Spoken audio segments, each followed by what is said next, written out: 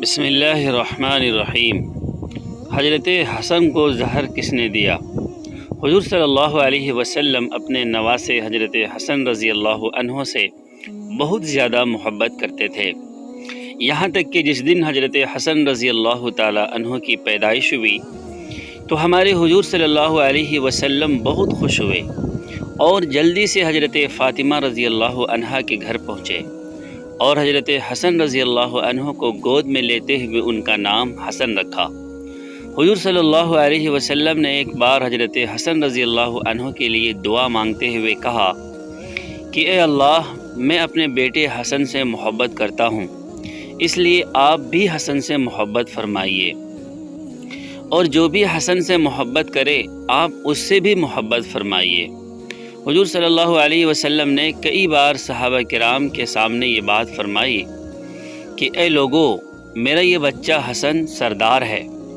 اور اللہ تعالیٰ اس کے ذریعے مسلمانوں کی دو بڑی جماعتوں کے بیچ صلح کروائے گا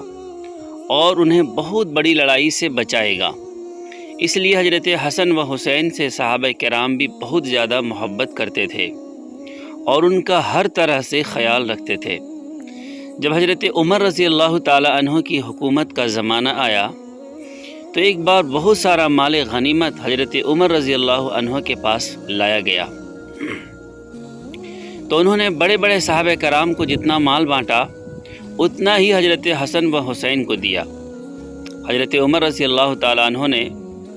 حسن و حسین کو 500 درہم دیے، تو اس پر حضرت عمر رضی اللہ تعالیٰ عنہ کے لڑکے حضرت عبداللہ نے کہا کہ اے ابا جان، آپ نے حسن و حسین کو اتنا زیادہ مال دیا جبکہ مجھے ان کے مقابلے میں بہت کم مال ملا ہے۔ تو حضرت عمر رضی اللہ تعالیٰ عنہ نے فرمایا کہ اے بیٹا، کیا تمہارے باپ حسن و حسین کے باپ کی طرح ہیں؟ کیا تمہاری امی حسن و حسین کی امی فاطمہ کی طرح ہیں؟ کیا تمہارے نانا حسن و حسین کے نانا حضور صلی اللہ علیہ وسلم کی طرح ہیں؟ مطلب حسن و حسین کا درجہ تمہارے مقابلے میں بہت زیادہ ہے، اس لیے انہیں مال بھی زیادہ دیا گیا ہے۔ حضرت حسن رضی اللہ تعالیٰ عنہ اپنے چہرے اور جسم سے دونوں اعتبار سے حضور صلی اللہ علیہ وسلم کی شکل و صورت سے بہت زیادہ ملتے تھے۔ ایک بار حضرت ابو بکر رضی اللہ تعالیٰ عنہ عصر کی نماز پڑھا کر باہر نکلے تو حضرت حسن اس وقت بچوں میں کھیل رہے تھے۔ حضرت ابو بکر رضی اللہ تعالیٰ عنہ نے جا کر پیچھے سے حضرت حسن کو اپنے کندھوں پہ بٹھا لیا اور فرمانے لگے کہ اے حسن، تم حضور صلی اللہ علیہ وسلم سے شکل سے بہت زیادہ ملتے جلتے ہو، اپنے باپ علی سے نہیں۔ حضرت علی رضی اللہ تعالیٰ عنہ اس وقت پاس کھڑے تھے اور حضرت ابو بکر رضی اللہ تعالیٰ عنہ کی یہ بات سن کر مسکرا رہے تھے۔ اللہ تعالیٰ نے حضرت حسن رضی اللہ تعالیٰ عنہ کے ذریعے مسلمانوں کی ایک بڑی جماعت کو آپس میں لڑنے سے بچا لیا، جیسا کہ حضور صلی اللہ علیہ وسلم نے کئی بار فرمایا کہ میرے بچے حسن کے ذریعے اللہ تعالیٰ مسلمانوں کی دو بڑی جماعتوں میں صلح کروائے گا۔ حضرت علی رضی اللہ تعالیٰ عنہ کی وفات کے بعد حضرت معاویہ نے اپنی حکومت عام کا اعلان کر دیا۔ لوگ حضرت حسن رضی اللہ تعالیٰ عنہ کے پاس آئے اور کہنے لگے کہ اے ہمارے امام، آپ کے والد کی وفات کے بعد ہم آپ کو حکومت کا زیادہ مستحق سمجھتے ہیں، اس لیے آپ آگے بڑھیں، ہم آپ کو اپنا خلیفہ بنائیں گے۔ اور اسی وقت بہت سے لوگوں نے حضرت حسن رضی اللہ تعالیٰ عنہ کے ہاتھوں پر بیعت کر لی اور انہیں اپنا خلیفہ بنا لیا۔ لیکن یہ بات جب حضرت امیر معاویہ کو پہنچی تو ادھر سے ایک لشکر تیار ہو کر جنگ کے لیے میدان میں آ پہنچا۔ اس لشکر کے جواب میں حضرت حسن رضی اللہ تعالیٰ عنہ بھی ایک بڑی فوج لے کر جنگ کے میدان میں پہنچے۔ ان دونوں لشکروں میں سارے کے سارے لوگ مسلمان تھے، کوئی غیر مسلم نہیں تھا، بلکہ ان دونوں لشکر میں تو بہت سے بڑے بڑے صحابہ کرام بھی شامل تھے، اور قریب تھا کہ حضرت حسن رضی اللہ تعالیٰ عنہ کے اشارے پر یہ دونوں لشکر آپس میں لڑ جاتے اور پھر بڑے بڑے صحابہ کرام کو شہید کر کے ان کا مبارک خون نالیوں میں بہا دیا جاتا۔ لیکن اس وقت اللہ تعالیٰ نے حضرت حسن رضی اللہ تعالیٰ عنہ کو ایک بہت بڑا فیصلہ لینے کے لیے طاقت عطا فرمائی کہ جس کی وجہ سے مسلمانوں کا خون بہنے سے رک گیا۔ حضرت حسن رضی اللہ تعالیٰ عنہ نے جب دونوں لشکروں کو دیکھا تو انہیں خیال آیا کہ میرے اشارے پر ابھی اس جنگ کے میدان میں خون کی ندیاں بہنے لگیں گی، اور بڑے بڑے صحابہ کرام اس جنگ میں مارے جائیں گے۔ اس لیے حضرت حسن رضی اللہ تعالیٰ عنہ نے فیصلہ کیا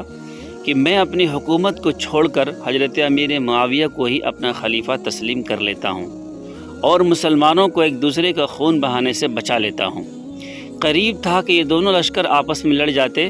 لیکن اسی وقت حضرت حسن رضی اللہ تعالیٰ عنہ نے ایک اونچی جگہ پر کھڑے ہو کر اعلان کیا کہ اے لوگو، میں اپنی حکومت سے دستبردار ہو کر حضرت امیر معاویہ کو اپنا خلیفہ مانتا ہوں، اس لیے تم لوگ بھی میرے ساتھ چل کر ان کے ہاتھوں پر بیعت کرو، کیونکہ میں نہیں چاہتا کہ مسلمانوں کی دو بڑی جماعتیں آپس میں لڑ کر ایک دوسرے کا خون بہائیں۔ حضرت حسن رضی اللہ عنہ کی اس بات پر انہی کے لشکر کے بہت سارے لوگ بھڑک اٹھے اور کہنے لگے کہ آپ نے یہ کیسا فیصلہ لے لیا ہے، ہم سب امیر معاویہ کو اپنا خلیفہ تسلیم کر لیں؟ یہ غلط ہے، آپ ایسا نہ کریں، بلکہ ہم آپ کو ہی اپنا خلیفہ مانتے ہیں اور آپ کے لیے ہم اپنی جانوں کو داؤں پر لگا دیں گے۔ لیکن حضرت حسن رضی اللہ عنہ اپنے فیصلے پر اٹل رہے، اور شام ہوتے ہوتے حضرت حسن رضی اللہ تعالیٰ عنہ نے جا کر حضرت معاویہ کے ہاتھوں پر بیعت کر لی اور انہیں اپنا خلیفہ تسلیم کر لیا۔ حضرت حسن رضی اللہ تعالیٰ عنہ کے اس مبارک فیصلے کی وجہ سے مسلمانوں کی دو بڑی جماعتیں آپس میں لڑنے سے بچ گئی۔ حضرت حسن رضی اللہ تعالیٰ عنہ اپنی حکومت سے پیچھے ہٹ گئے تھے اور شاید اب کبھی دوبارہ اپنی حکومت کا اعلان نہ کرتے، لیکن پھر بھی بنو امیہ کے کچھ لوگوں کو اس بات کا ہمیشہ ڈر رہتا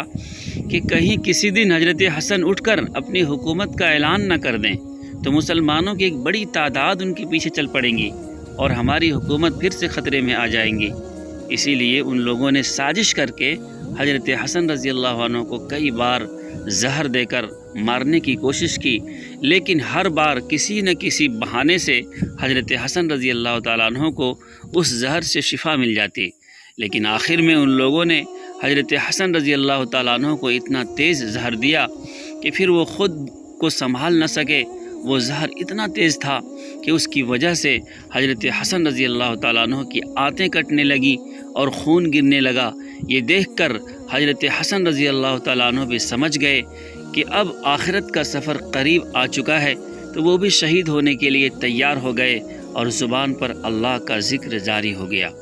جب حضرت حسن رضی اللہ تعالیٰ عنہ کے چھوٹے بھائی حضرت حسین کو خبر ہوئی کہ میرے بھائی حسن کو کسی نے زہر دے دیا ہے، تو وہ دوڑتے ہوئے گھر آئے اور اپنے بھائی حسن کا سر اپنی گود میں رکھ کر پوچھنے لگے کہ بھائی آپ مجھے بتاؤ کہ کس نے آپ کو زہر دیا ہے۔ تو حضرت حسن رضی اللہ تعالیٰ عنہ نے پوچھا کہ تم اس انسان کے ساتھ کیا کرو گے؟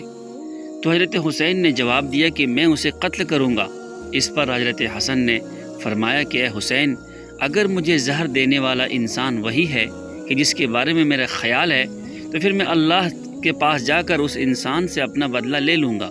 اور اگر زہر دینے والا انسان وہ نہیں ہے اور تم نے اسے قتل کر دیا، تو میں نہیں چاہتا کہ دنیا سے جاتے جاتے میں کسی بے گناہ کا قتل اپنے سر لے کر جاؤں، اس لیے میں کسی کو کچھ بھی نہیں بتاؤں گا۔ اتنا کہہ کر حضرت حسن رضی اللہ تعالیٰ عنہ کی شہادت ہو گئی۔ پیارے دوستو، اس کے آگے کا واقعہ انشاءاللہ اگلی ویڈیو میں بیان کیا جائے گا کہ حضرت حسن رضی اللہ تعالیٰ عنہ کی تمنا تھی کہ ان کی قبر حضور صلی اللہ علیہ وسلم کے قبر کے پاس بنے، لیکن بنو امیہ والے کیسے تلوار لے کر لڑنے آ گئے کہ حسن کی قبر ہم اس جگہ نہیں بننے دیں گے۔ اور پھر کچھ دنوں کے بعد بنو امیہ کے ایک بادشاہ ابو جعفر منصور نے حضرت حسن رضی اللہ تعالیٰ عنہ کے لڑکوں اور پوتوں کو ایک کمرے میں بند کر کے ان کا گلا گھونٹ کے کیسے انہیں مار ڈالا تھا۔ انشاءاللہ یہ ساری باتیں اگلی ویڈیو میں بیان کی جائے گی۔ بہت بہت شکریہ آپ حضرات کا ویڈیو پوری دیکھنے کے لیے۔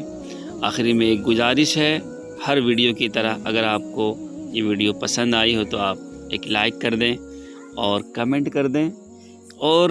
اس طرح کی ویڈیو دیکھنے کے لیے ہمارے چینل کو پلیز سبسکرائب کر لیں۔